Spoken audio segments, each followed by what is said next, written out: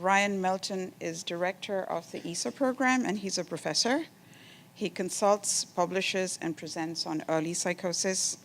His research is on interventions with psychosis, diagnosis, and feedback-informed treatment. Nybelle Caruso works as a peer support specialist and is a strong advocate for reducing mental health stigma and educating community members on how to best support individuals experiencing mental health challenges. Natalie Cohrs graduated from Linfield College in 2015. She's an EASA peer support specialist for both Cedar Mill LifeWorks Northwest and Clackamas LifeWorks Northwest. She's organized, empathetic, and charismatic. Michael Haines is a peer support specialist, and you heard Michael Haines this morning. He's a peer support specialist lead for the Lane County EASA and Young Adult Hub programs. He's also a graduate of the EASA program. Michelle Roberts graduated from Portland State University in 2015 with a master's in counseling. Since then, she has been working as a therapist and screener with the Washington County EASA team. So a warm hand to the EASA panel.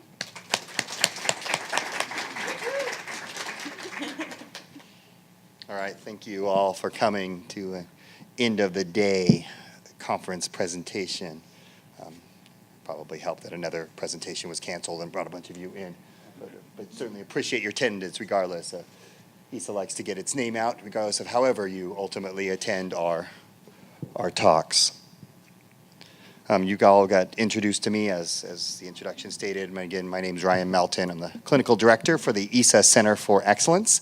The EASA Center for Excellence is a training center that provides EASA consultation, EASA training to all the counties in Oregon that hold EASA sites. We also provide consultation and training to early psychosis programs around the country who are integrating our model or have similar models to ours. That is my role.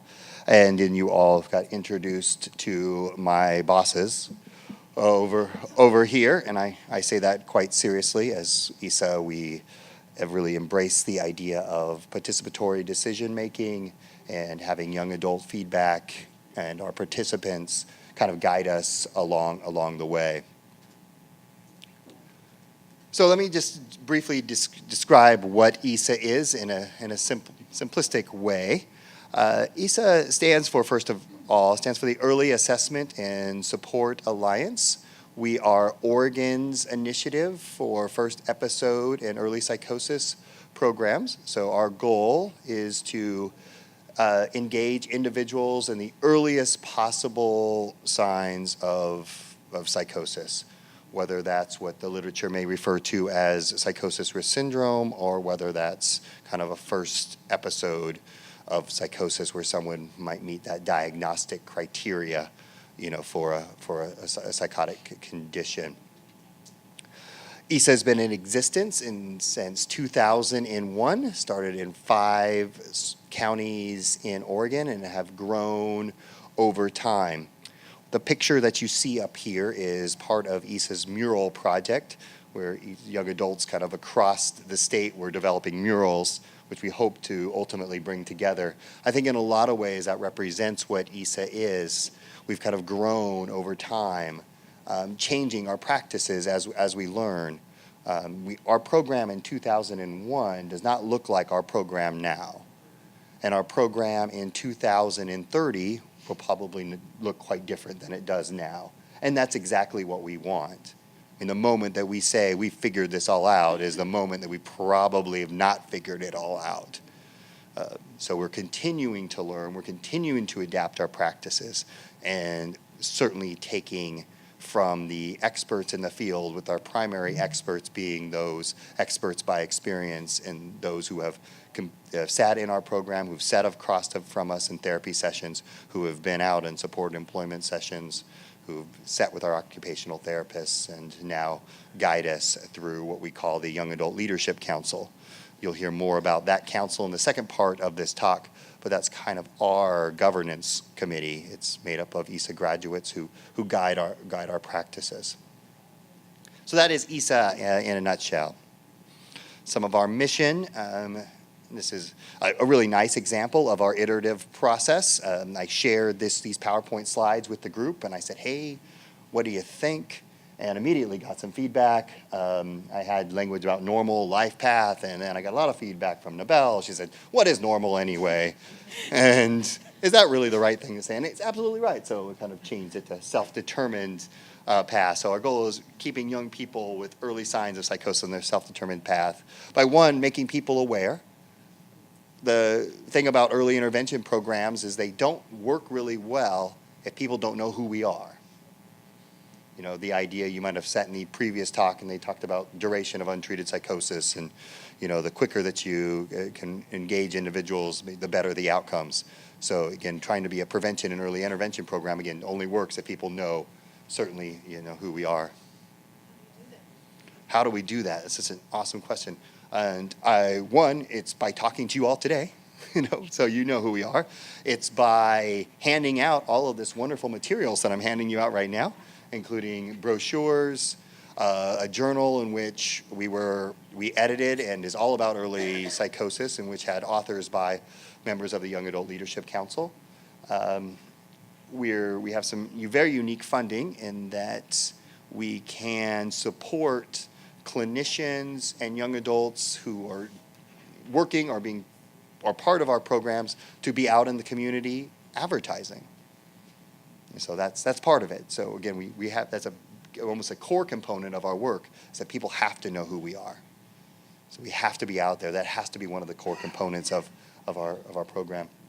And then once people are aware, then there's that other step, which is equally as important, which is that it's easily accessible, it's effective, and we use a public health approach. If you don't know what a public health approach is, we're not a payer-based system.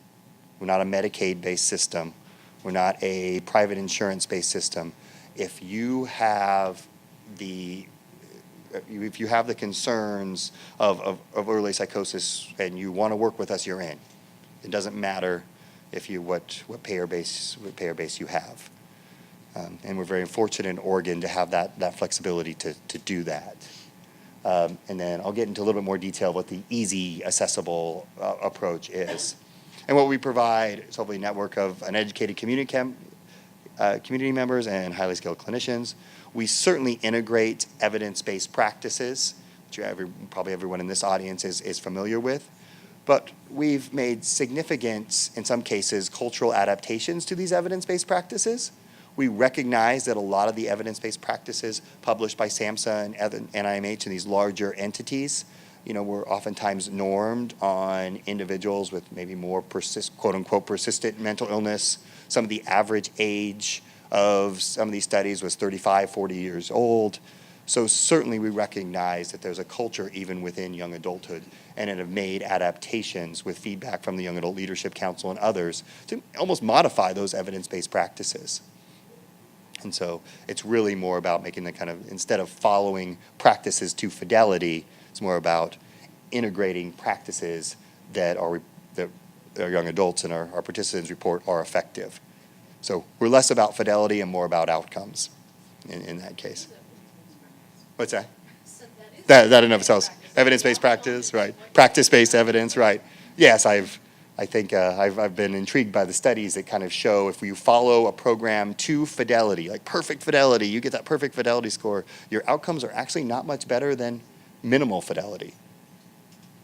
Which made me realize that what fidelity does is tries to treat the quote-unquote average person. The average person doesn't exist. So you have to make modifications within your practice to be effective, and that's what EASA has ultimately tried to do. All right, so I'm going to give you a kind of a history of what the journey of psychosis can be without early intervention. Obviously, a significant amount of barriers. You're familiar with those barriers. If you've sat in any of the talks today, oftentimes if people aren't, for lack of a word, willing or wanting to engage in mental health treatment, their ultimately only way they were getting in is through this dangerous criteria. Like you had to be your harm to yourself or others to kind of get into the system. And one of my first jobs in mental health was as a crisis worker, and I can't tell you how frustrated I I felt to tell a parent that there was literally nothing I could do when their loved one was acting in a way that wouldn't come out of a room, or doing some really unusual behaviors, drawing on the floors, just really kind of some disorganized type of stuff. And they would say there was really nothing I can do. But if they pick up a knife and threaten you, call me back. And that's a frustrating way to have individuals enter a mental health system. Now, and I'm certainly not advocating for more forced treatment. That is not a philosophy of EASA or my own. But with EASA, we can go have a conversation. We can sit down with somebody in their homes and try to hear their narrative and hear their story, and try to engage them in whatever goals that they may be interested in. While certainly we're influenced by aspects of the medical model, we're also very much influenced by hearing one story and just trying to engage them in whatever ultimately we can be helpful with, whether that's with a job, whether that's with school, whether that's with relationships. And then we're also very much tied into engaging the social networks, where we'll continue to work with social networks as this process is developing. Ultimately, the goal to keep those intact. Because again, I'm shocked by the studies that have kind of showed individuals that ultimately developed that criteria of schizophrenia, family members were going away, either literally or figuratively. And our goal is to keep that social network intact. And we can do that by getting early and not creating these barriers that were ultimately have been created by a mental health system. And of course, as you've heard and you're all very aware, the focus is on pathology, focus on diagnosis, focus on really negative messages. I think I heard multiple times in this conference where an individual was told by a mental health professional that, well, here's the application for Social Security, and and you might as well start that process, and you'll have to take these pills the rest of your life. That's not going to be ultimately our approach. And of course, this can be frustrating to individuals, particularly young adults who have their own goals and their own interests. And I've worked with young adults for the majority of my career, and I've asked about their goals, and I've asked about their career aspirations, I've asked about their family aspirations, and never have once have I heard, I really hope to be on Social Security and disabled my whole life. So it's not ultimately what those messages we want. So people don't ultimately seek care.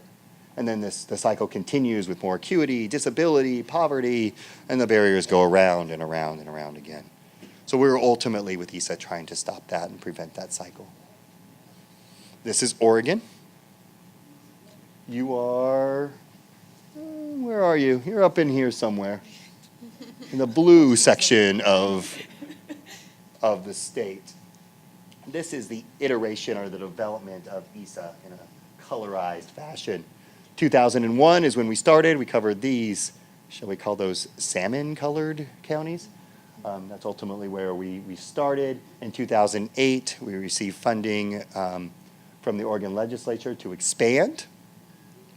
And that expansion only continued through 2010. We added Lane County and Douglas County. Lane County was a big county to add. If you're familiar with Oregon, that's where the University of Oregon is. So that's where one of our largest universities, where a lot of young people hang out. So it was nice to ultimately add that county to our program. Same program in all the counties that What's that? I'm sorry? the same program? Same program, same model. And certainly there's variations in staffing and everything like that. But we follow the same set of practice guidelines in every county. And I think that's pretty unique to early psychosis work around the country, where we have every county following the same exact model. Certainly with variations, but we have a set of practice guidelines and every county follows those guidelines. And then we can ultimately kind of continue to develop over time, finally adding Curry County, Coos County, which is kind of along the coast. And although the counties like Harney County, Malheur County look big geographically, there's probably about 8 people in that entire section.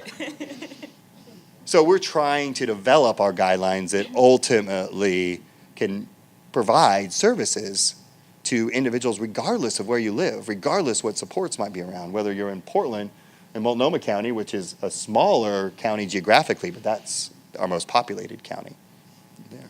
So we certainly want to provide those services, consistent services, to whether it be an individual way down in Harney County that we provide up in Multnomah County, which is Portland, Oregon. So just kind of talking about our practice guidelines, those are up there on the table. If someone could hold them up and make them look how pretty they are. Yeah. Not super pretty. But so we have a set of guidelines that we follow. Those guidelines are consistent across all of the programs in Oregon. Some of the features in these guidelines, and oftentimes when you see guidelines, you think about clinical practices, and certainly we mentioned clinical practices in our guidelines, but we added some other things.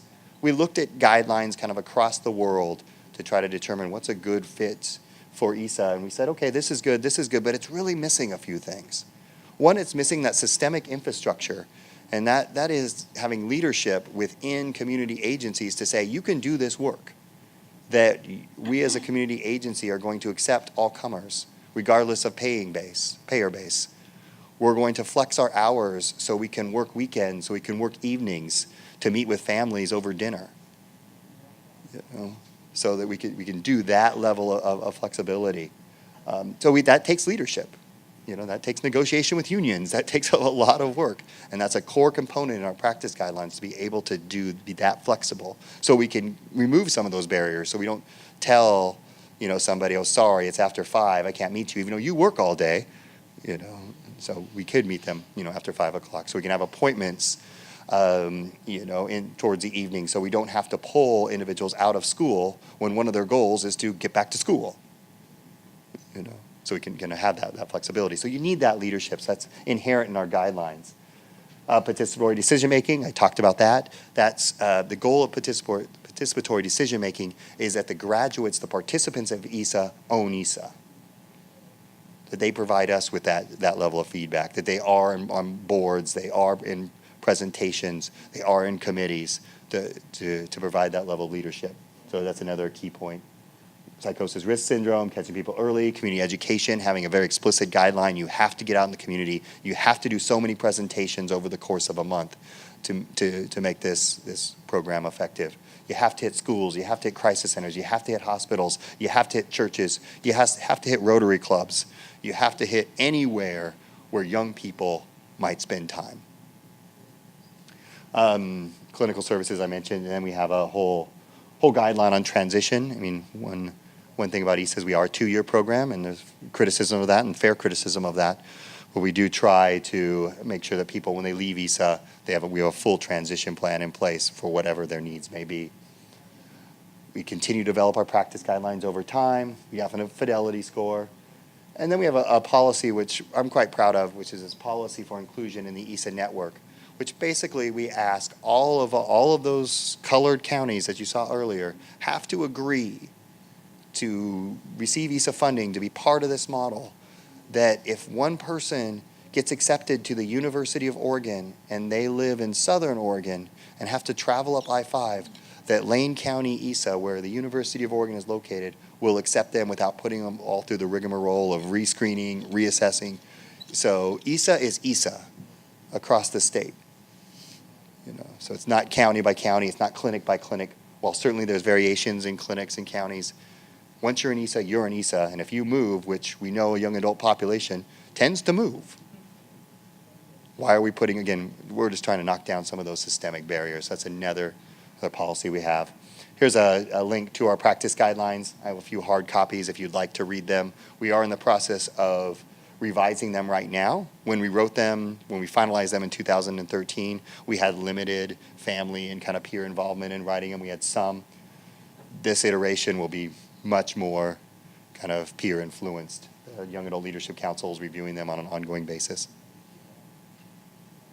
This is just kind of a general look at our model, kind of our goal, preparing individuals for adult transition, and how we ultimately do that through health, family support, employment, education, developmental progression, social skills, you know, all of that stuff. And then what that looks like clinically or as in a team.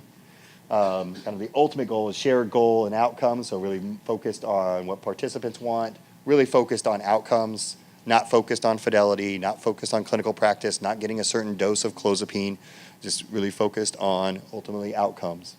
And then these are the team members. We have counselors and case managers, supported employment, education specialists that just focus on education or employment goals, peer supports, occupational therapists who help us with kind of understanding sensory issues and cognitive issues that we may not be able to get at an interview level, substance abuse specialists, psychiatric support, and nursing support. So all of these roles are integrated on all of the EASA teams across the state. What that might not mean is that every EASA program has individual roles for all of these. You know, I'm looking at my tiny little county over here, where there's the EASA team, those two right there, that play all of these roles, whereas our program in Portland may have multiple members of this, whereas our program on the coast there, you know, it has to do kind of embrace all of these. But we think all of these are important, so we do some cross-training so that people understand each role and what you do, and if you're legally qualified to do it, you can do it. And then we hope to change that cycle, that the image of mental health was not the person going to jail and having that repetitive cycle of in and out of systems, but we want to welcome and much more proactive, meeting people in their homes, meeting people on the weekends, and talking to them not about psychiatric conditions, not about diagnosis, but ultimately what they would like to get out of meeting with us. We're mobilized, as I mentioned. We can travel all over. Some of our teams travel huge amount of miles. We have some spread out counties, as you can kind of see from my map. And so our teams have to travel huge distances. May spend a whole day just working with two people because it's a 4-hour drive, literally a 4-hour drive to get to somebody's home. Focusing on resilience, positive message, obviously rapid. Once we get that phone call, our guidelines are pretty clear. You have 24 hours to get, or 48 hours to get in contact with somebody and start determining whether EASA is a good fit for them. And then ultimately, hopefully, a cycle of success and wellness, and then having individuals guide us afterwards. All right, I'm going to turn this over to Natalie, who's going to tell us about the Young Adult Leadership Council. Kind of a result of that cycle. Should I stand up there or should I You can stand wherever you would like. Okay. Well, I don't really want to be the only one speaking if you guys have any input. But so the Young Adult Leadership Council is comprised of 12 to 13 young adults who have completed the EASA program, and we focus on advocacy and just making our program known. Oh, and can I add? Yeah. Participants can also, like people who are still in the program currently can join the council. It's, you know, kind of on a case-by-case basis, but I think I was only a year and however many months through the program when I joined, so I just thought I'd add that. Yeah, for sure. Yeah, definitely some leeway there. So our vision is uniting the voices and strengths of young adults and their allies to create a thriving community and a revolution of hope. So we seek to guide the direction of the EASA program by providing an experience of healing and growth, creating an outlet for expression, educating and supporting EASA participants and graduates, responding to, gathering, and using feedback, and advocating for change. Is that the correct one? I don't remember this one. So basically, EASA graduates, current participants, are what make up the YALC members, and then the overarching piece is the EASA Center for Excellence. What's the outside support? Okay. So in addition to the council members, we also have a coordinator who kind of helps us organize and like maybe figure out events to speak at, like this one, and you know, gives us the place to talk and all that. We also have Tamara Sale, who's another director of EASA, who comes to the meetings, and we have, you know, people outside of the council come and maybe talk and ask for input, or, you know, present us with, you know, interesting things. Like last meeting, we had someone bring some comics to kind of explain psychosis from a clinical, family, and whatever participant perspective. And that's just, you know, the coordinator and anyone else who comes in is not voting members. You know, they're here for us, but we have that support to kind of like do the things that we're trying to do, I guess. Absolutely. Oh, Oh, gosh. So most of these things actually happened before I joined the council, but they are huge accomplishments. I know we're trying to bring back the newsletter, right? That was kind of up in the air. Yeah, I'll we're try- we're okay. we're thinking about Do you it. want me to do Yeah, this sure. Okay. So I think about a year ago, we tried to collaborate with Westland and Clackamas County on being able to integrate some psychosis education into health classes in high schools. That's kind of, that's still something we want to do, but we've had some trouble getting our foot in the door, but that is definitely a goal of ours. Last year, we also helped put together we were a part of the Oregon Counseling Association conference, and we did a few presentations there. We had like an EASA part where, the Young Adult Leadership Council actually selected people that they would like to present on certain topics, and some of us also presented. And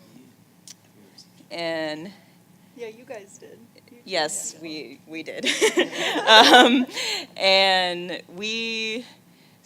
there was a newsletter that we did attempt to do a few times, but we were maybe thinking of revisiting that since it was on paper and it didn't seem too popular. So we might think about something electronic or other ways that we might reach out to participants.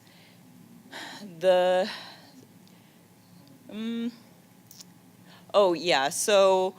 we worked with Pat Deegan to design worksheets for EASA, and these worksheets could be potentially used with other programs to kind of make an easy way to do like a safety plan or an assessment that is more, person-centered. Like there was a sheet that had like all of these words that you would use to describe your experience, and you could circle the words, and we like brainstormed like what are words for things that you're experiencing and what are things that help you when you're not feeling well, what does it look like when you are feeling well, just things like that. I wish, that was also about a year ago that we were working on that.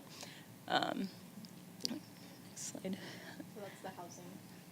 And I'm sorry, I don't know a whole lot about, but before I got on the council, and I've been on the council for almost 3 years now, we were working on an official housing policy for young people, and honestly, I wish I knew more about that, but I think there is documentation of that floating around somewhere if anybody's interested in learning more about that. It was adopted by the state. Yeah. I'm not educated enough to tell anyone about it, so.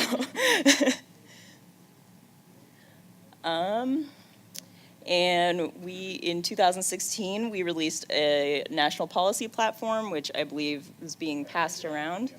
And then we worked on a letter writing campaign to the members of the Senate Help Committee, and I forgot what HELP stands for. Anybody knows? But that was to advocate for the creation of more programs like EASA, and to support young people who may be going through similar experiences that led us to EASA. And right now, like Ryan mentioned, we are going over the practice guidelines. I actually did a 10-week internship with EASA, and so I've read the whole thing, and I gave a lot of feedback. There's no peer support section yet, which I think definitely should be added. And the council is slowly going through that, but this thing is like 70 pages long, so it might take a while. And we were recently asked if the council could provide input on a chapter on psychosis for a textbook on mental health. And I think that's for colleges. And,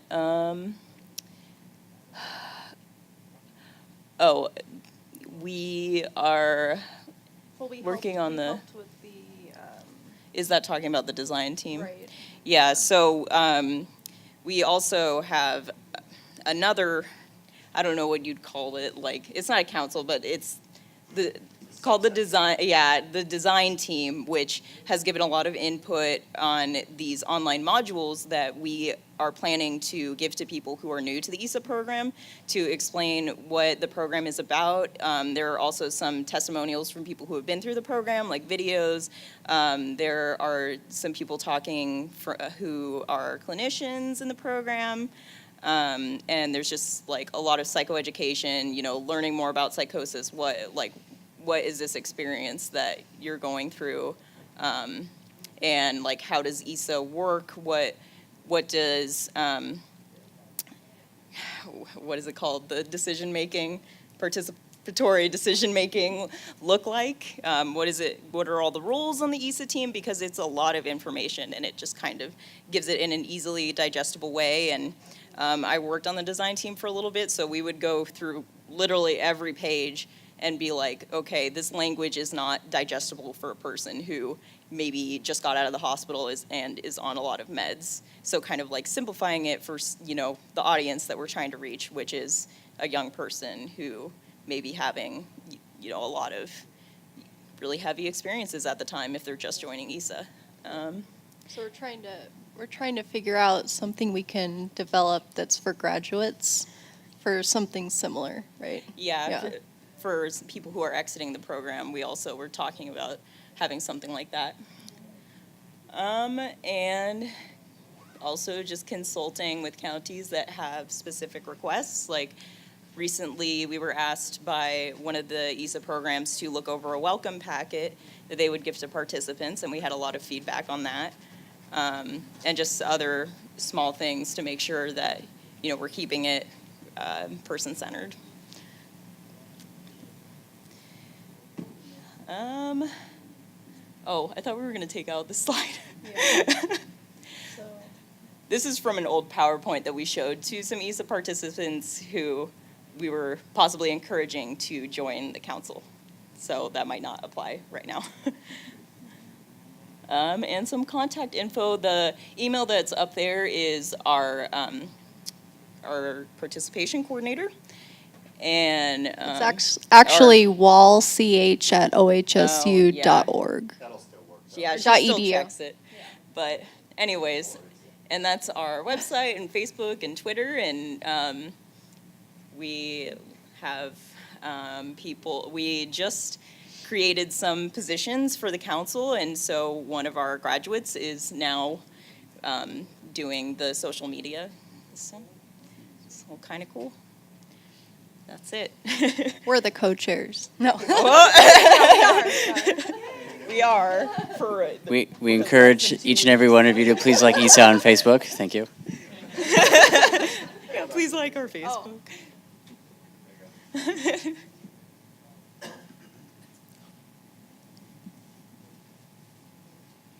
Yeah, we're very technology friendly. I mean, certainly we have some growth to do, but this is, I'm actually one of those presenters. I think we're all one of these presenters that say, yeah, we have no problem with you during a presentation picking up your phone, as long as you're joining us on Facebook. And I think, so yeah, please follow us. We certainly want to get the message out, and certainly there's some really cool things we post. You'll see a picture of all these wonderful people very shortly once I get that uploaded. So that's the way we kind of continue to get that message out there, and certainly would want you to share that. And certainly check out our website if you have more questions about that. There's much more detail on our website than what I covered today. And obviously you can email Christina if you have any questions about the Young Adult Leadership Council. What we're going to do now is I have a series of questions that we collaborated on that I'm going to ask the members of the Young Adult Leadership Council and Michelle as a clinician in EASA to respond to. We decided on the questions, but we did not rehearse the responses, so I don't know what they're going to say, which is just kind of part of EASA, of this iterative process, and we're constantly seeking feedback on how we can do things a little bit better and different. And so anybody can answer these questions, and then I'll open it up to the audience here shortly. So, ready to roll on these? Okay. All right. Could you describe your experience and role with EASA in terms of how EASA addressed treatment. And treatment could be medications, therapy, peer support, employment, education, just kind of your role and how EASA approached treatment from your perspective. So my role right now, or when I was in the program as a participant? Both. Okay. The word that keeps coming up for me is just how gentle it is with medication and how it's very person-centered. Everything is just focused on you.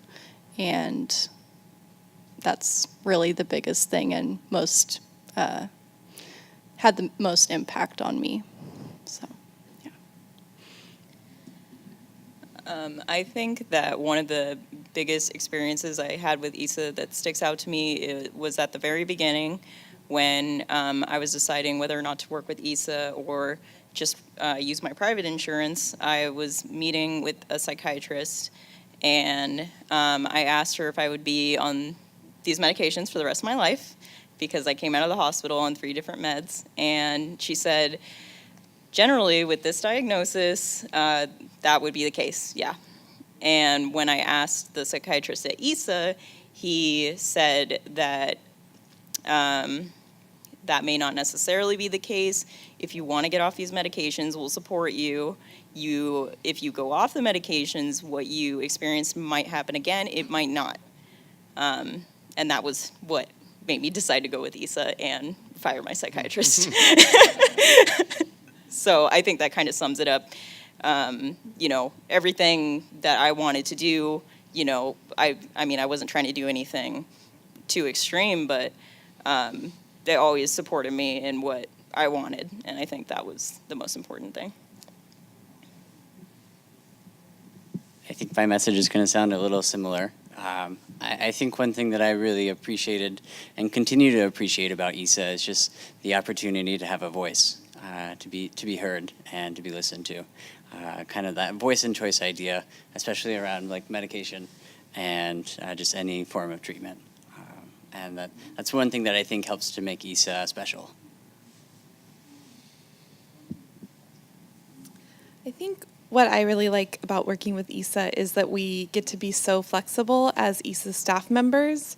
We're community-based, so I can go meet the participant literally where they're at, if it's school or home or a Starbucks or a skate park, wherever it might be, and just really try to eliminate those barriers that traditionally can be there with mental health programs. So I think that's one of my favorite things about working with EASA. Okay, you shared what some positive benefits of working with EASA was, but we're all obviously always interested in feedback.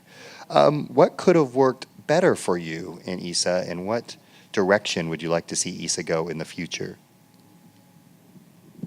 I'm going to speak to community ed right here. We always need more community education. The psychiatrist that referred me to EASA was thankfully part of she came to our school every couple weeks or so, and just thankfully, like, she knew about it because the counselor before, like, she had no idea what was going on, and just having more awareness, and EASA is always doing that, but just, I mean, you can't do enough, right? So. Yeah, I mean, I would also echo the psychoeducation piece because I was actually admitted to the hospital twice before getting an EASA referral, and that was just one of the nurses at OHSU. I don't know, I don't even remember what was going on at the time, but I feel like I clearly, the first time I went in, I should have been referred, and it could have just been that individual person knew more than the other staff. I also, just definitely getting to EASA sooner would have been good. Not having to get to the hospital in the first place. I was actually engaged in therapy, seeing a psychiatrist while I was first having, my experiences. And, no one really caught on, even though these are mental health professionals with master's or doctorate or whatever. And, I was very clearly having, something was wrong. This was more than anxiety and depression, and nobody even picked up on the fact that I had psychosis, let alone knew about EASA. And I also, in terms of like being in the program, I think I would have liked to have the possibility raised to me more about some psychoeducation for my family, because I think, you know, my mom is from Vietnam and she didn't really understand that, like, you know, she was really hesitant to accept my diagnosis, and she said, I don't want to accept that because you seem normal now, and that's just like the worst thing in the world for me that you would have that. And it was really heartbreaking when she said that to me, and I think maybe I wasn't asked the right questions or something to say, like, do you feel like, you know, your family understands what's going on, or, you know, do you need us to talk to your mom or something? Because I actually had my mom stop coming to my appointments, and I was like, oh, well, I can drive now, but really it was more than that.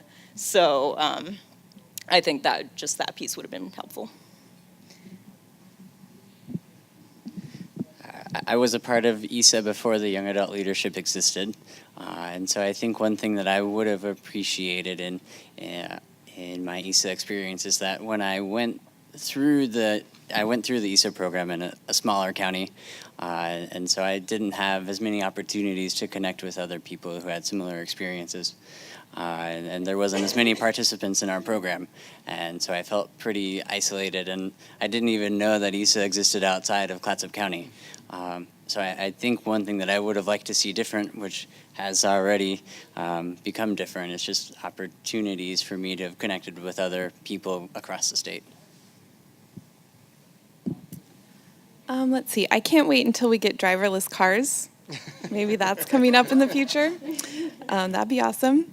But I think part of the challenge is navigating like the broader mental health system with individuals and transition planning. So I'd like to just as a state or as a country have more client-centered options and more resources available to people. I think that can be the toughest part of what I do on a day-to-day basis. So that's where I'd like to see us all head. Okay. Thank you. Any advice for EASA on where we should go next as we're developing our practice guidelines and, Oh, gosh. you know, With practice guidelines? or whatever the case is? General? In general, yeah.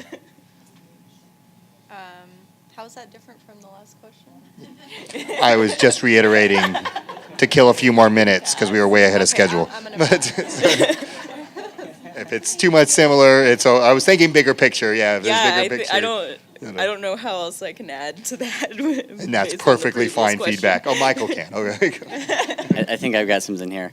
I would, especially as EASA is becoming involved with other states around the country, and I think maybe I would like to see opportunities for young adults around the country to be able to become connected with each other, and to create a network across the country for people, and just opportunities to electronic or anything really, whatever might be best for folks, even if it was like a national get-together or something along that line that EASA would be generous enough to pay for would be nice too.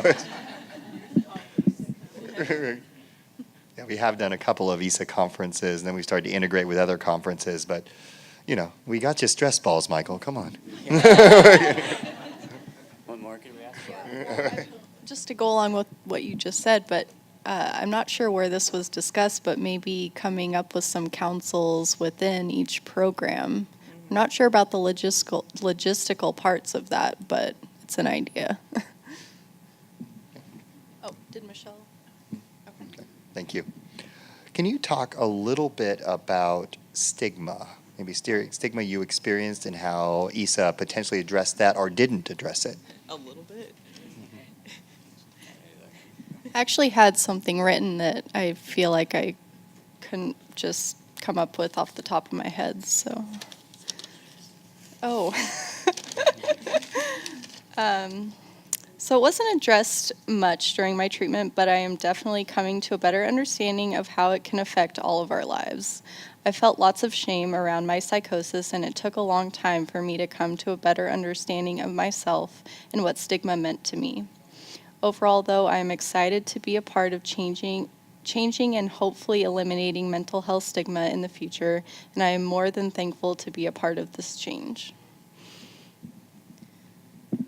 So I think EASA addressed my stigma indirectly by just kind of treating me like a person, not, I really felt like a lot of mental health professionals that I encountered throughout the early stages of my psychosis were very judgmental, just like there was this barrier of like they just didn't see me as a normal human being. I would have liked for, because I was also having a lot of other experiences where I pretty much felt like right after I got out of the hospital, I didn't have any friends because everyone who saw me going through what I was going through up to the point of me going into the hospital was simply like not responding to my attempts to contact them or anything. And I would have liked maybe, someone to ask me about that. Like, do you feel like your social network has been affected since, you got since you got out of the hospital? It was good that through EASA there were a lot of like social events. So, when I first joined EASA, I went to the park with a few people who were in the program, and a couple of parents were there. And we just like tossed around water balloons, and there were some arts and crafts activities. So I think that was really helpful to just like have that connection, but I also feel like it wasn't exactly directly, like it wasn't explicitly asked about.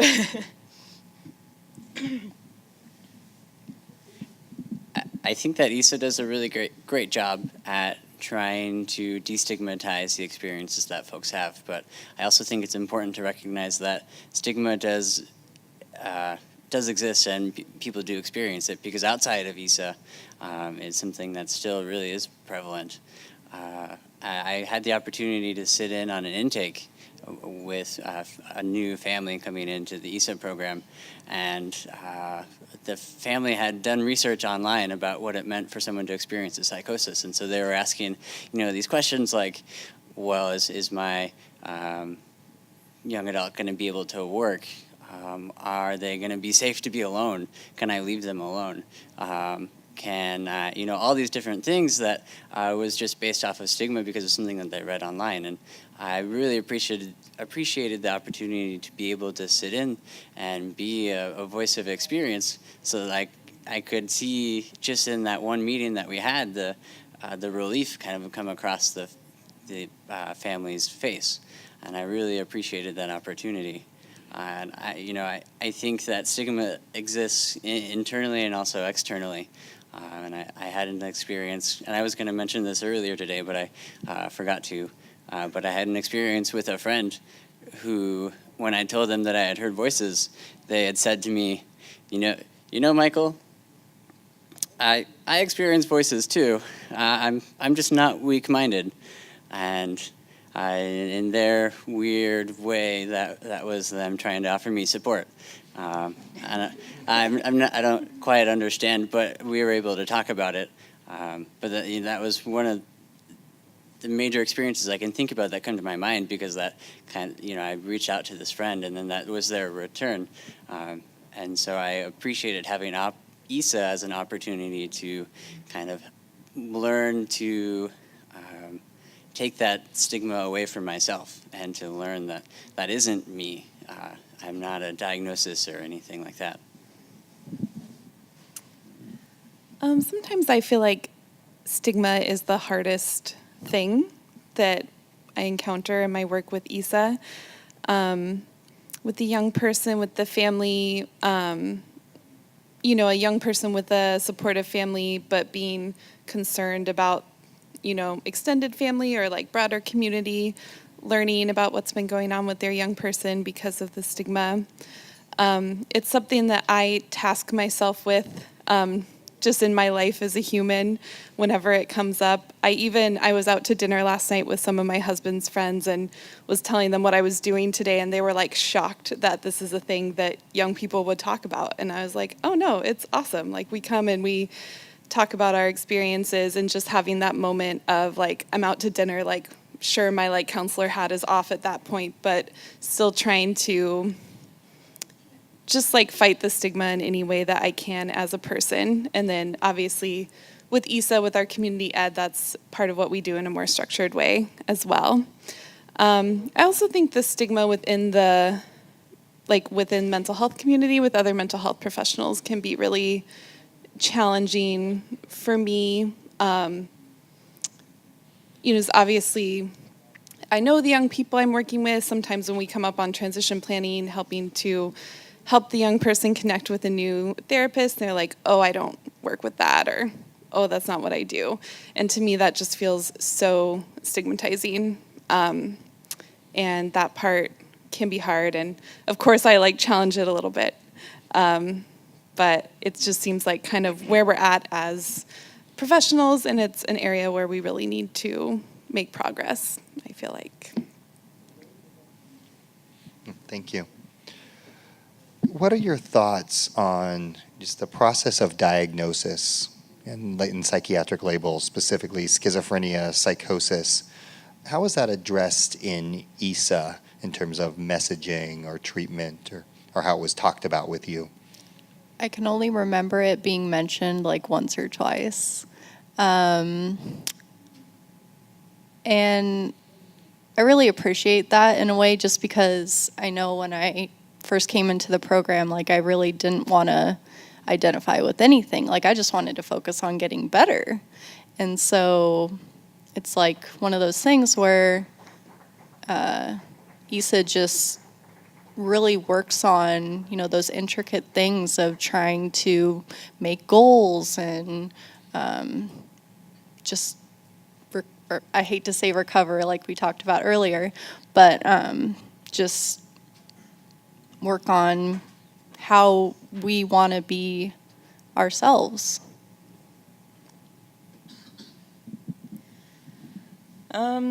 So I think, well, my experience with diagnosis getting into EASA was the psychiatrist there looked over all of my paperwork from the hospital, all the 30 pages of notes and stuff. And he said that he didn't agree with the diagnosis he gave me, they gave me. And I was actually pretty frightened by what they had diagnosed me with because it was like schizoaffective, bipolar, like unspecified bipolar, something like a really long thing. And I was trying to research it, and I didn't even understand, I couldn't even begin to understand what that meant.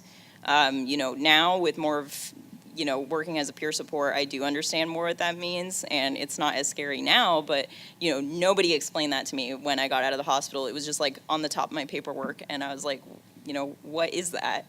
And then after talking with the psychiatrist, he gave me a different diagnosis, and he explained, this is what it means. Do you agree that your experiences fall within that? And I said, yes, I think that's right. And that was pretty much, other than, talking about medications and stuff, that wasn't really brought up again after that. And personally, I find that the diagnosis I have is useful for me in understanding the things that I might go through on a daily basis or what I did go through. It can also be almost if we have a team of peer support specialists at my job, and there's one other peer who has the same diagnosis as me, and when we first started talking about it, we were like, yeah, high five, and we would tell each other all these stories, and I don't know, it's not the same for everybody, but I think it's also helpful in my work to say, this is what my diagnosis and what I go through, and some people do identify with that, some people don't. I just have found it helpful to have that to understand more about myself.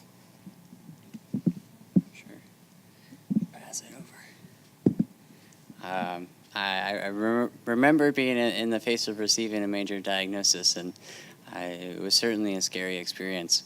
But I've always thought of it kind of as a double-edged sword.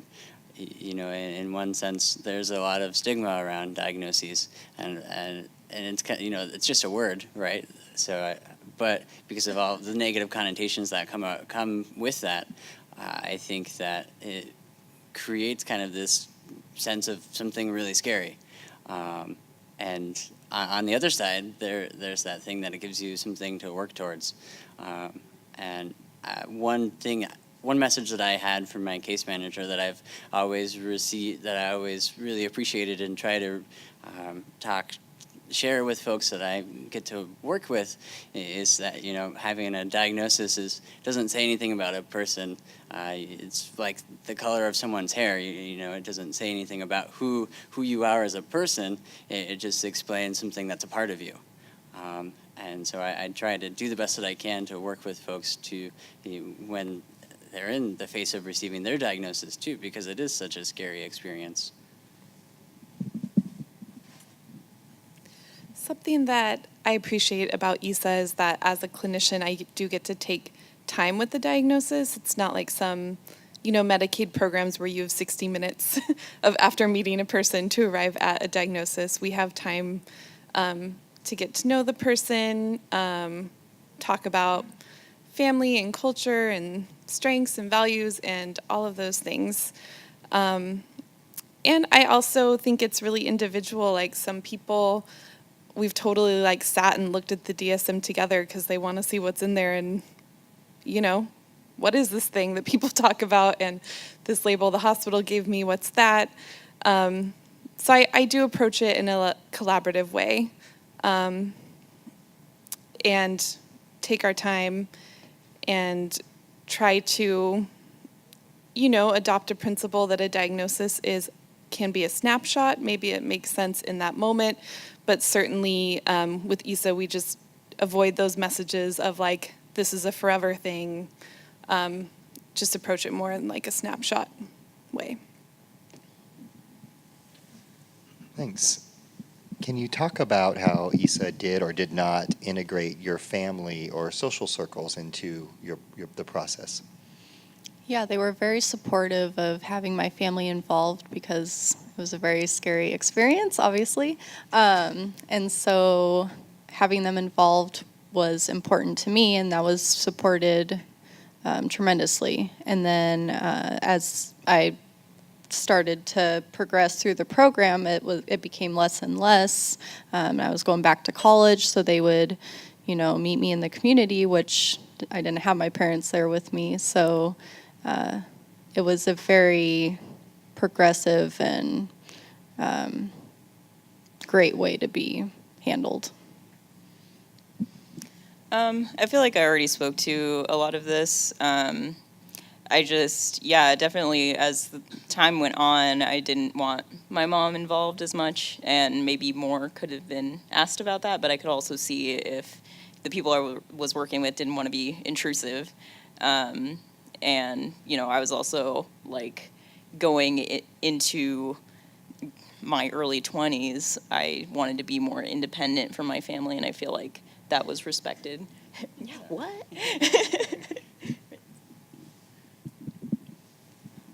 I think one thing that EASA did was to help provide psychoeducation for our family and to understand these experiences. Just about every single week, I think we went to the multifamily group. And I think one thing that kept bringing us back was the free food that we were able to get. And they offered, my mom always talks about this, but they offered her counseling too. So she had an opportunity to go to counseling. The unfortunate part is they didn't always follow through as much, and so they might not, sometimes they didn't show to her appointment or different things like that. So maybe that's something that another thing that I would suggest for change is that Make appointments. Yeah.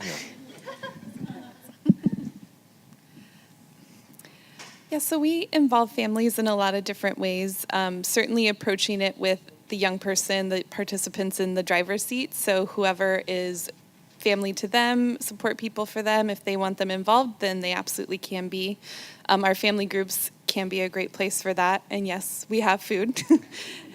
And that part's really cool because EASA is a 2-year program. So in our family group right now, and it usually works out like this, that we have a family that's maybe been working with us for over a year and new families coming in. And so the family and the young person that have more of like a veteran role in the group can provide some just like support and some like, hey, we were where you were at a year ago, now we're here.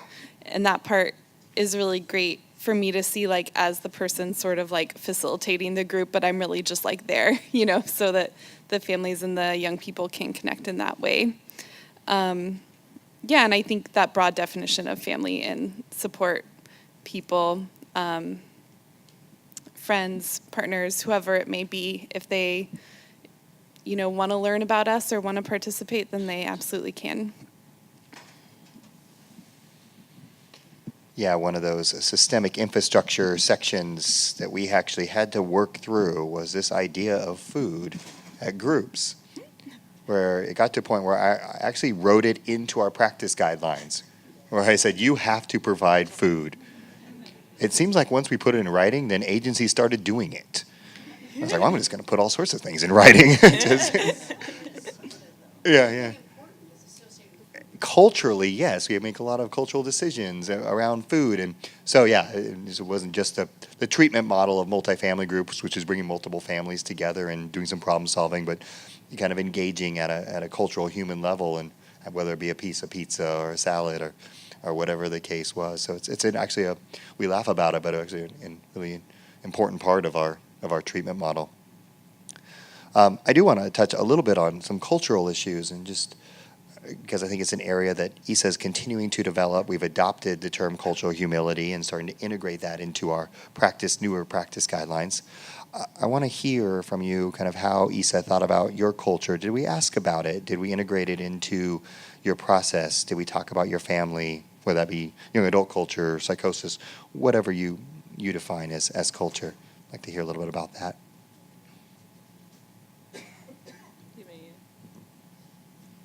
I mean, my first reaction for me was just the societal pressure we have on our young folks, and like that was a huge part of mine. And I can't remember what else I had added to that part, but. Yeah, like I said before, my mom grew up in Vietnam. I know I look super white, but my mom's half Vietnamese.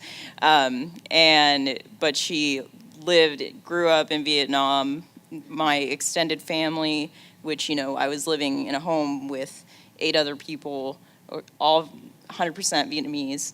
And, you know, I'm not exaggerating when I say that stuff like what I went through is seen as, you know, possibly some kind of demonic possession or some supernatural event that is viewed very negatively and seen as super scary. So that's probably why my mom did not want to identify me as having any kind of diagnosis. And I feel like maybe it could have, you know, been touched on more, you know, possibly having a one-on-one with my mom, and seeing like how do you see this through the lens of, you know, growing, you know, what are your thoughts on this? It might have been easier for her to talk about, like, not in front of me. And just, you know, trying to provide more education. I think, especially just like the Asian cultures in general, there is not a lot of education around mental health. You know, last year I actually traveled to Vietnam, and I was asking around a little bit like this, and even the idea of therapy is almost non-existent there. So, you know, when you have people who grew up in that country come here, and then you have your kid experiencing like these really, like these things that they don't even understand, or their understanding might be through a very skewed lens. I think it could have been really important to like know more about that and to be informed in that sense of like trying to make sure that what is the parent or family member's perspective on this, and how might it affect the person who's, in the program, because I think it definitely had an effect. So, what do I say? I think that was a good answer. I think I entered the EASA program quite a few years ago, so I don't have anything that comes right to my mind, but I would say that if there was something that was really negative, I probably would remember it. So I would imagine that it was fairly positive. I know that as a peer support, I try to meet people where they're at and to be considerate of the values that they hold, and just to be aware of what their differences might be from mine, and just be considerate of that.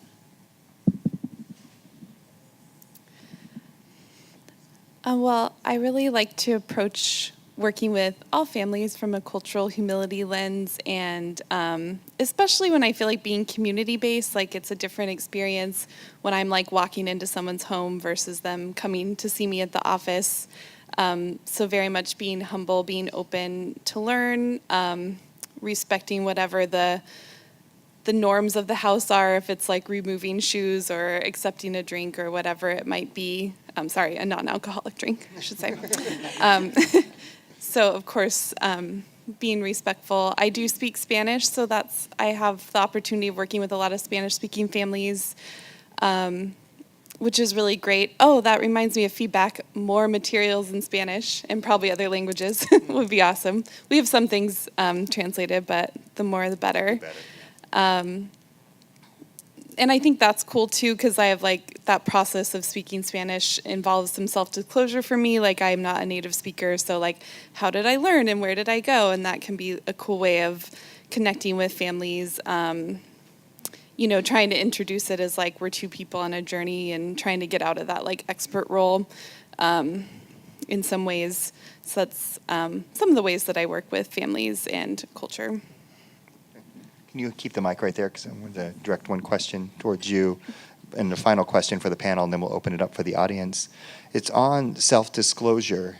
In EASA, we're very flexible. We're going into people's homes. We're taking off our shoes, accepting non-alcoholic beverages. But just from a professional standpoint, Michelle, as having a license or moving towards a license and having an ethical board that talks about disclosure and boundaries, and EASA has been, in some ways criticized for dancing the line on boundaries. I mean, we have peer supports. We have peer supports that you may have treated that now work with you. I just wonder if you could kind of address that and kind of what that experience has been like and how we've supported or not supported that. Yeah, I suppose there might be some gray areas along the way. But I very much like the idea of self-disclosure, if it's helpful, if it's therapeutic in any way, to certainly use it. Like I said with the language thing, I'm like always asked why I speak Spanish. That seems like a weird question for me to avoid, So I'm always pretty open about that, like how I learned and what I like about the language and all of that. But I also think that a lot of the participants are pretty aware that like the time we're together and the things that we're working on are for them. And that is always like the young person is the focus. So I feel like that part, tends to be pretty clear. Like I'm there and I'm a person in the room, but we're always working on the young person's goals and approaching it in that way. And I guess I haven't gotten in trouble yet from the agency. So I think or boundaries licensing boards, which is good. or licensing boards. So boundaries are there, I suppose. And then for the rest of you, just what was it? What role did self-disclosure play in your process with EASA? Whether it was your own self-disclosure, I mean, like even now, you're self-disclosing quite a bit, or self-disclosure from any of your clinicians. Was that process helpful, not helpful? Just like to hear your stance on it. Yeah, well, so my case manager that I worked with disclosed to me that he had experienced psychosis in his past, and that really actually helped build our therapeutic relationship because I felt like I could connect to him more, and it made me feel more comfortable. And in my role as a peer support, that's kind of what it's all about, is self-disclosure. So I kind of view the core of peer support to use strategic storytelling to connect with others through their experience. So I try to do it in a way that's not, just me sharing about myself, but in a therapeutic sense to the moment. And which sounds really easy. And when I went into it, I was like, yeah, this is going to be great. And then I got there and I was like, oh, wait a minute. And so it's definitely something that also takes a lot of practice to learn how to do it effectively as well. Honestly, my EASA team, there was not a whole lot of self-disclosure going on other than when I met with a peer specialist a few times. Unfortunately, when I was in the program, there was kind of a lapse in the peer support role. And the only time I met with a peer specialist was when I was interested in becoming a peer support myself. So we weren't even really talking much about ourselves. It was about the role. So that's all I have to really say, I guess. I mean, it's quite possible that people on my EASA team didn't really have any similar experiences to what I was going through. And of course, like, if they don't, then there's no reason for them to self-disclose. So. I wasn't able to have a peer support work with me when I was going through the program, but on the other side of it, I just really love to self-disclose, I guess. It's just magical. There's no other word for it. Yeah. It's a great ending point. It's just magical. Right? I could sum up the whole presentation. Right? Anyway, we have about 15 minutes or so left, and just wanted to give you all an opportunity to ask questions about EASA and ask questions of the panel. Yes. So Ryan, there isn't a third mic to go around, so maybe you can take the question. Oh, sure. Okay. There's not a mic to go. This one, do you want This one, would that one not work? But they would need it. Yeah. Oh, It would work, but they would need it. okay. This is Yeah. the only one that can be taken around. Yeah, it's the only one that can be taken around. So I'll repeat the questions, yes. Okay, question. Do you have any summary data in regards to participants in your EASA program, either from an SCS or for an ethnic or racial group? So the question was, do we have any summary data on individuals in our program in terms of social economics, as well as racial and of ethnic backgrounds? Yes, we ask all of that at well, actually, let me correct myself. We don't ask about social economics. Don't you get family income or something like that? We don't, because it's not as relevant for at least intake, where some programs say, oh, we're going to do a sliding fee based on income. That's not something that we take into account when whether or not we're enrolling somebody. I do think it's important in some ways, and we have been part of studies in which subpopulations of EASA, we did capture social economics, and we actually found, I think the average income for a family in our program within this smaller subsample was about $70,000.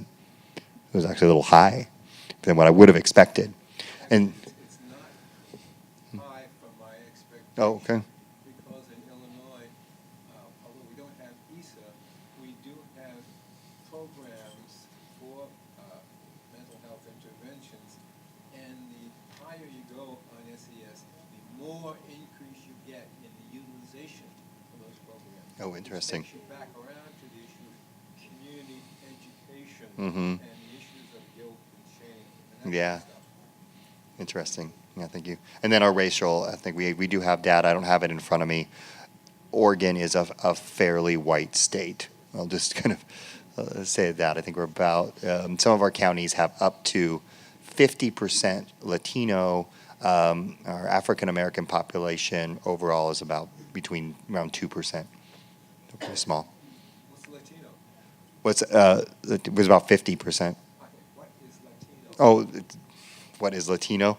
It's the box they check on our form, right? I understand the question you're asking, and I don't know because I don't know how each individual person. But I think that would be important. I agree with you. The Latino community, in all these divisions, it's important to find out, well, who do they see themselves as? Absolutely. Again, so I appreciate that. Yeah, these are areas where we're continuing to trying to grow and how we ask these questions. So I appreciate that feedback. Thank you. Over here. Has there been any work or thoughts on how to sort of expand EASA into other states? So the question is, has there been any work or thoughts into expanding EASA into other states? I think, what's that? So yes, there has been some work and thought that has gone into that. You might be aware that our federal government mandated that 10% of the block grants go towards early psychosis intervention. So every state has that mandate, and now what states how they're using those funds vary quite a bit. And I think they're struggling with what model do we use? Do we use a model? Do we use it for education? So states individually are looking at how that ultimately works. We personally, with the EASA Center for Excellence, do collaborate with other states. Some states use our model, take our practice guidelines, and just run with it. We're not proprietary in any way. Those are completely available. You can take EASA off and put I hope. I'm using the term I hope because that's Kentucky, and Kentucky took our practice guidelines, crossed EASA out, and went I hope. So that's great. So there's those efforts, and then there's smaller efforts where we might be consulting with programs and kind of getting started. On Track does that. Prep does that. Trying not to leave. What's that? Yeah. So Jordan, okay.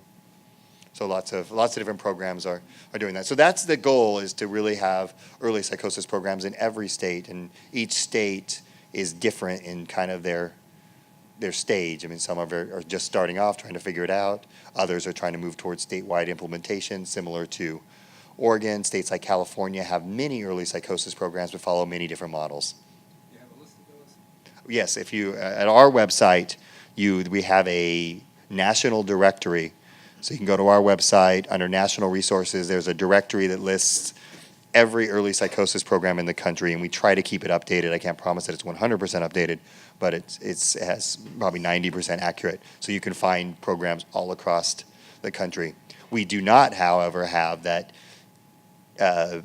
transferability agreement like we have in Oregon. So if somebody were moved to Oregon to California, I can't promise that a California site would take an EASA client.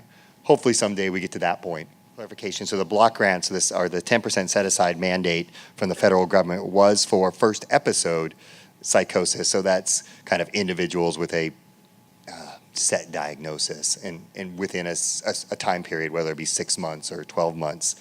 Although that's kind of the mandate, we as a EASA, in terms of supporting programs across the country, we're encouraging people to start a little bit, earlier. My colleague, Tamara Sale, who's the director of our program, her initial statement was, why does a mental health system require, if we were to parallel the medical system, it would be saying you have to have 3 heart attacks before we'll help you. It's like 1 heart attack, nah, all right. 2, we're a little worried, but bring a knife, then we'll talk to you. 3, okay, now we'll do something. So I guess my almost criticism or feedback to the mandate was, okay, well, you're still requiring 1 heart attack. We have an NIMH director who stated that it's too early. They don't have faith in the IP research. Yeah. Right. So Right. that's why. Mm-hmm. They're worried about Every the country in the world. right. They're a little worried about the research, and I think we're continuing to educate them. It's not so much. I think.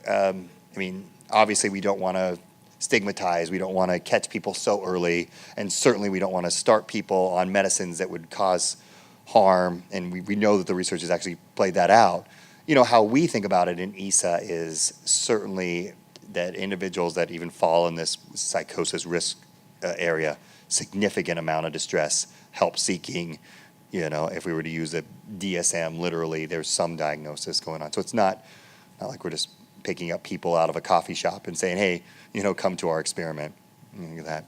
So if you didn't hear, the question was about homelessness. That's, she works in DC and runs into the problem of homelessness there. And certainly in EASA, we've ran into that challenge as well. I'm actually going to let Michelle, who's kind of at the ground level, and kind of respond to that question. And I might have some follow-up to it too, but I want to hear Michelle's response as a clinician working with individuals who may experience homelessness. Yeah. Our county actually has funding for, there's a full-time position on our team that's housing and independent living skills, which is amazing that we have the funding for that for a person who is focused solely on housing and skills that young people need to find and maintain housing. That said, I mean, there's just not enough resources out there. I am working with a couple individuals right now who don't have housing, and just, you know, it's hard for me to help them try to navigate like the shelter systems. They're all full now that the weather's getting worse. You know, fill out this application, wait, fill out this application, wait. So just trying to help someone navigate the systems that are in place and knowing that we need more resources than we currently have, at least in this area. But it's absolutely a big focus of what we do. Housing is imperative for anyone. So the adopting like housing first model as much as we can. Any thoughts from Michael, Bell, Natalie on that? Or peer supports perspective? Or? Well, I don't know if I have a whole lot to add, but other than it is something that we certainly encounter, and especially as housing prices become more expensive, it seems, I think, and correct me if I'm mistaken, but one of our housing kind of reduced pricing housing has like a wait list of like 8 years, and yeah, so it really is a problem that we face. Yeah, it's an incredibly challenging situation. Certainly, EASA tries to address it at multiple levels. You know, having some of our programs do have housing specialists on staff, just that's what they do. At some of our larger areas that have that. Certainly, from a prevention standpoint, going back to that kind of catching people early, preventing homelessness in the first place, keeping families intact. So when people can continue to reside with their families, and of course, family is a broad definition. Families we choose, families that are safe, you know, all of that. We get very creative in terms of our grant applications. I mean, if we take a challenge like that, how are we ultimately going to try to address it? Certainly, the Young Adult Leadership Council wrote the housing policy that did result in some funds being spread out through the state. We worked in one of our counties specifically with the Housing Authority to establish apartments that were just EASA apartments. We call them kind of so EASA clients got first priority, so that waiting list isn't a 12-year waiting list, but this particular county has a 5-year waiting list. But if they're EASA clients, they move right up to the top of the list. You know, so it's been that level of kind of advocacy and everything like that. So I mean, again, obviously don't have a great answer to your question, but okay, thanks. Yeah, and again, because we're not always so focused on models. Sometimes it's like, you know, someone comes to your office homeless, and you're like, okay, well, I've got to do session 3 of CBTP today. You know, that's you know, we probably should focus on homelessness. You know, and certainly we will do that with some forms of success sometimes. I think we have time for 2 more questions. So she was asking about opportunities to be around other people close to our age who had been going through similar experiences also in the program. In Multnomah County, we had multifamily group, which was kind of, family members and participants could come, and it was kind of just, there was like this set of questions, and, you know, we'd kind of bring like, what is a problem you're having this week? And we kind of like pick someone's thing to figure out like what are some steps you can take towards this goal that you have. I personally wasn't a fan of it. I was just saying. I couldn't quite tell that by your tone. But some people really like it, so do as you will. There were like art therapy groups on a regular basis. There were excursions to like the arcade and other just things like that. I think at least once a week there was something to just kind of hang out, and I didn't always do it, but it was nice to have it there. And when I went, even if it was just that one time I was hanging out with someone, or we hung out a few times after that, it was just great to have that connection. You guys? Well, to speak to peer support right now in my role, I've seen firsthand people hanging out outside of their work with us, so that's amazing. I went through, like I said, a smaller county, so there was less opportunity for me to connect with other folks. And there were a couple of people that I was able to connect with, but in different groups.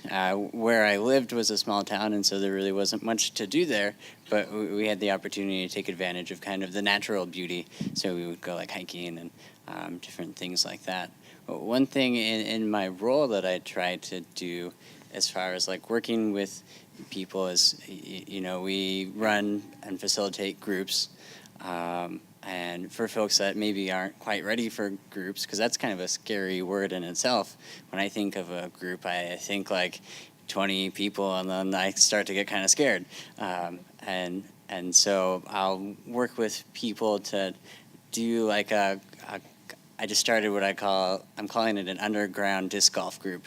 And so one person specifically said they wanted to be able to connect with somebody else.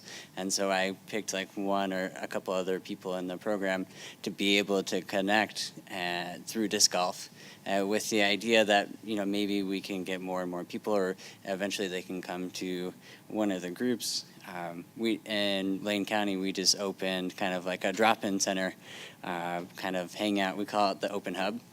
And at first, it was trying to get enough people to go there. And I think we just hit a new record last week of 13 participants. And so now we're thinking, how can we get more space? It's always the question. Thank you very much. We'll hang out for a little bit to answer any questions individually, but thank you for your time.